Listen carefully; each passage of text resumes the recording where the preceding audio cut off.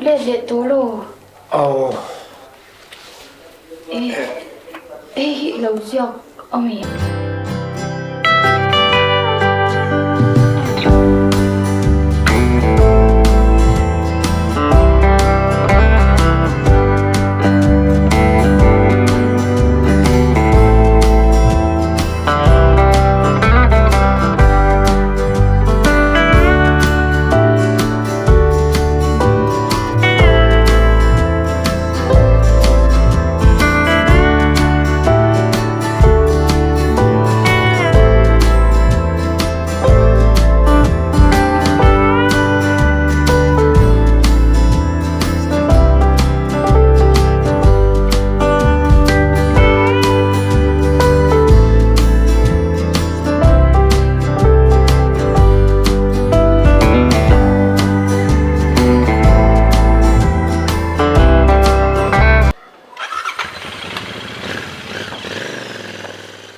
Bảo mình chọn kêu để tôi đi mua thì bắt lái về à in nuông mấy Anh mới xoay. in nuông chơi gì cái gì In đủ đàn đã là mình đi hết chỗ cái sự thiam. Mà sẽ cái nô chúng ta chơi tiếng rong in xoay khét số. Cái nô chúng ta anh mà sẽ đi này nào.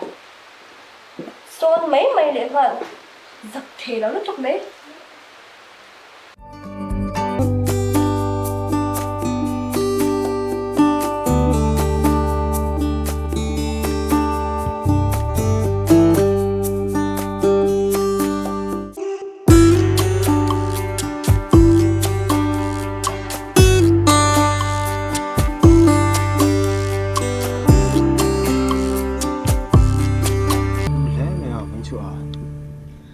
bà sang đây cái một giặc tuổi nó xoay ngọn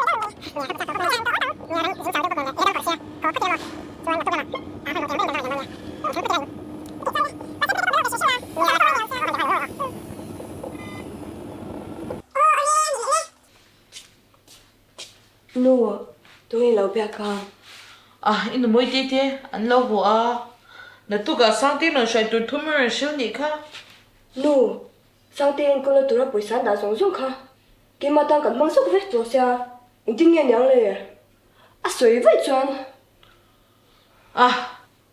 suy là vắng suy là tụi cần tiếng real lui chả mò cần xem tụi nó sẽ được tiểu là nua chút tiếng nó thì lâu nhà à xíu xíu mình ít phần năm mà tụi nghe ngày tụi anh đi năm mà tụi khá anh đi ai lên đàn rồi bùi chút tiếng nó chỗ tí chi nào hey cần là đầm bùi chứ chút tiếng một tin chi là vắng cái tụi này mà mỗi giống giống của anh phải thấy là ba anh đi năm mà tụi khá nghe ngày tụi ít phần năm mà tụi hi bùi cái hậu sản xuất năng đi bên hậu sản này mấy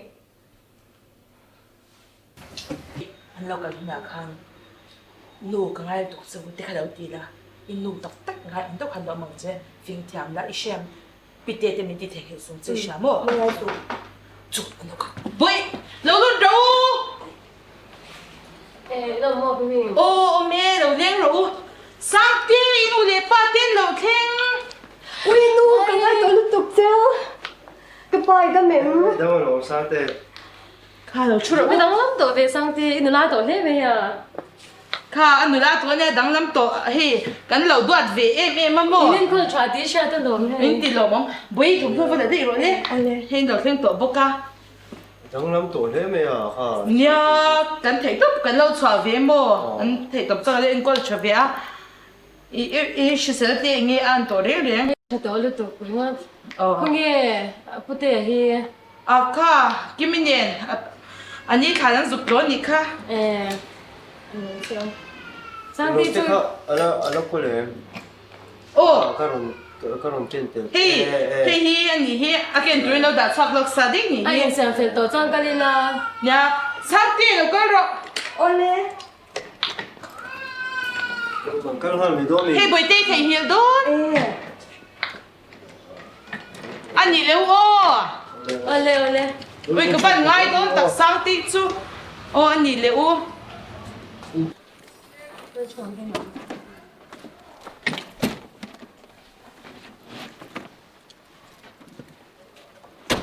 Nó muốn là hai cổ thế đó có.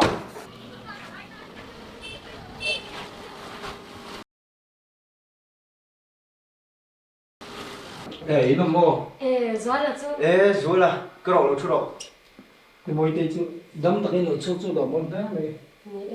Cái nụ đơn xin đây siêu cái môn cái đầu các mày này. Hai cầm vát cả hết, bây giờ là. Anh em hả tên chuông nghe.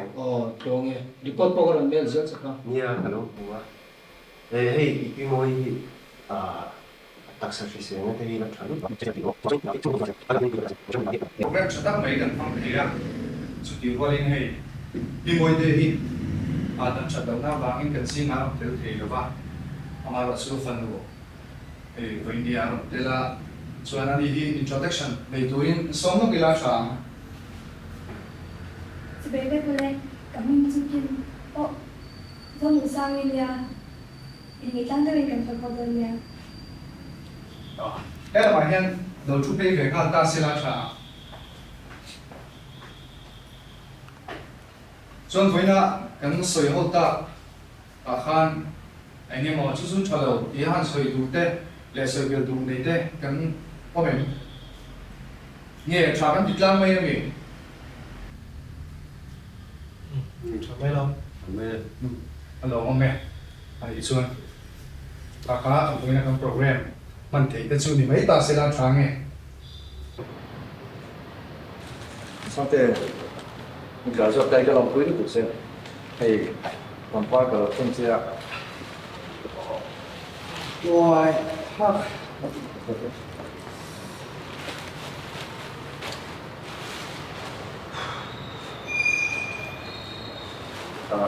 sau thế mình cả cho tay cái lòng quý của xem thì còn qua cái không xe mọi người ấy Má vui. Đâu hoa cái gì? rồi Sao chứ thì mặc gì lúc rồi. Cái gì nào có biết vui của xe cái có trong có cái mình nói rồi.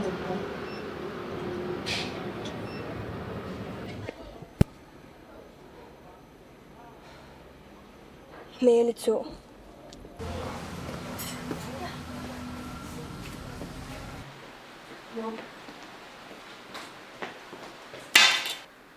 Ê, bữa đâu có tôi đi mua à?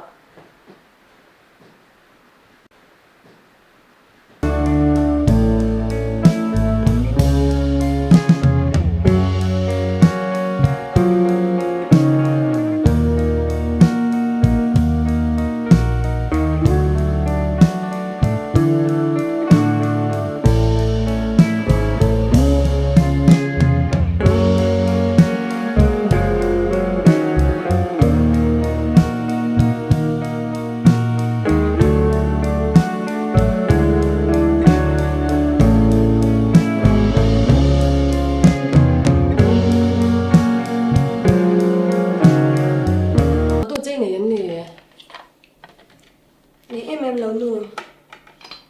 Ý mò, u gió là sợ. Cái đủ đều réo à. Đừng lép hết số. Cái đi ruột cái này tối đánh mẹ. Ani mo, mani apo soi pui che kan tuma. Ma se ilu rem zong ni lawan ha wangin kan soi talawa. Zol no le pa te po sonin. Mo tan I cheng sia. Anh nghĩ mò nụ. An sai reng che lo. Anh nghĩ choan, u gió là số. Cái này ngầm về tổ thôn số. Te reng me eng te ka mo ni zang le te kan da kil ho don nia.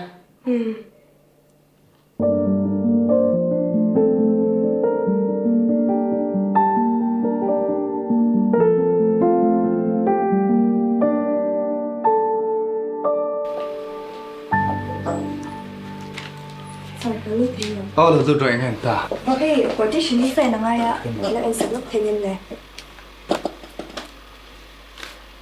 thì vẫn là lẽ em về à Sợ chứ theo mẹ, các bạn lắm nên về. thì birthday này vàng này mò Anh tin nghe sao rồi cả sir. này tiếng nghe gần shit luôn nặng thế chứ office support anh thọc cho về bên này chú mấy bà cả cái chuyện đấy anh pha nụ tuột ép mấy này lấy ngang là với này anh birthday present cái tiền về đón xin đi khai hay là Các bạn mua em về, các bạn lắm tắc sir. chân khai hay bây giờ Ui, tắc mua. Ui, cái lắm tụi cô sir. cái điều cho nên nói quan số em xin bao nhiêu là kia Ôi, cái lắm tụi cô sir. cái tay kim với là trong chuan sar mình thì tổ lâu lắm Parau sang, minti to don ya. Tere, may kalomot to kilo sir. Ale zika. Pero sang. Ale.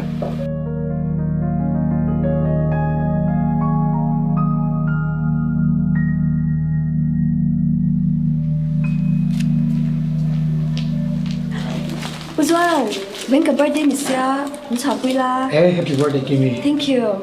Thank you. Thank you. Thank you. Mà sẽ chuyện hơi program bên lâu này thôi. Có con man lộc miền về ni đang ở cái tiệm đó mi. Na, when a special sin le.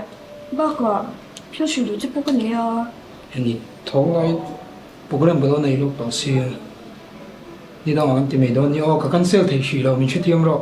Cái cái phốt đăng làm đấy rồi.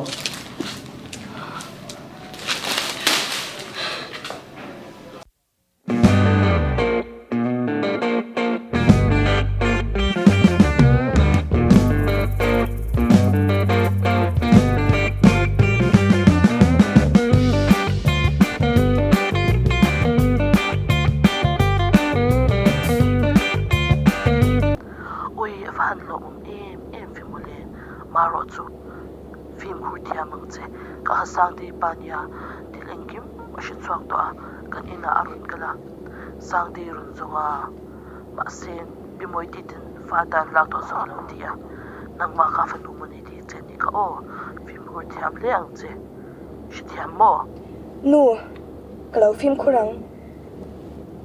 Sang ti aya min da hit su. Kan na van nei pui thon chau.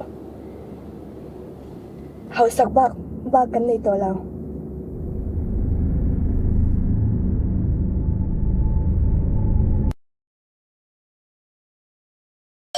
lo lu jo Ino men. e khai lo lam the mo lo ka ro ta ha lo chu ro Lẩu leo rồi. i van nal em Ban nom ve. hey lo ka soi ka Đúng nghe nuôi ba tết à? bi moi te le pusia ma te fa lo ka Anh nuôi ba tết đó mẹ.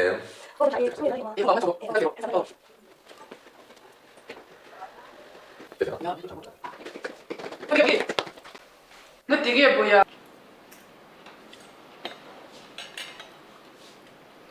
Lâu sư thiếu mày.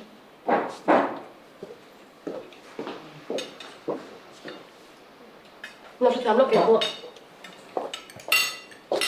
Nghe thì làm gì vậy? Cái đủ trong cái chú mỗi lâu chuyện mà mắc. inin kara lo tla ze ve che ni ka du lo